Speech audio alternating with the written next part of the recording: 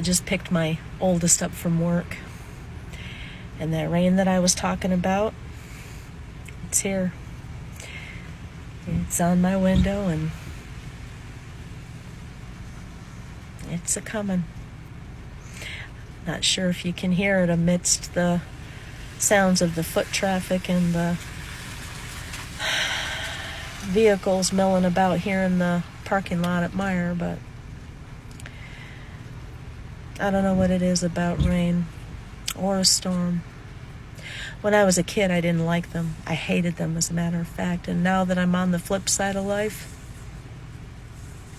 they don't bother me. I actually find them peaceful. Maybe it's because I've come to learn that even God's creation has to scream and let some tears out sometimes.